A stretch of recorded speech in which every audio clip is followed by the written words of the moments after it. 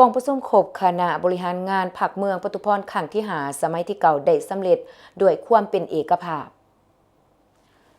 กองประชุมครบคณะบริหารงานพรรคเมืองปทุมพรเปิดกว้างครั้งที่5สมัยที่เก่า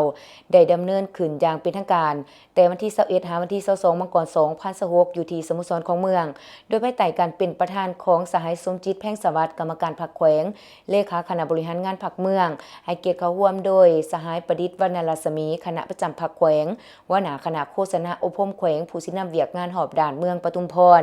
มีบรรดาสหายห้องเลขาพรรคเมืองคณะประจำพรรคเมืองกรรมการพรรคเมืองเลขาหน่วยพรรคของการกรมกอง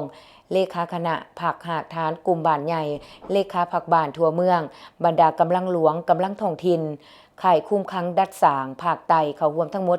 157สหายยิง23สหายกองประชุมได้ซุ้มใส่ตีราคาผลการนำภาษีนำการจัดตั้งพันขยายมติกองประชุมใหญ่ครั้งที่4สมัยที่เก่าสรุปเวียกงานหอบด่านประจำปี2025และกำหนดทิศทางแผนการ2026พร้อมกันนี้ได้พิจารณารับรองเอาเอกสารที่สำคัญหลายฉบับเป็นต้นเกี่ยวกับการเมืองเศรษฐกิจการเงินกสิกรรม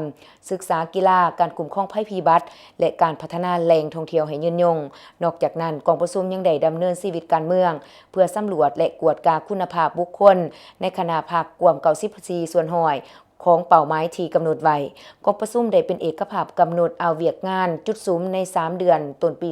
2026โดยเน้นใส่การยกสูงคุณภาพเวียกงานการศึกษาอบรมการเมืองแนวคิดการเผยแพร่มติของพรรคและโฆษณาวันสำคัญต่างๆของพรรคของศาสตร์ให้ทั่วถึง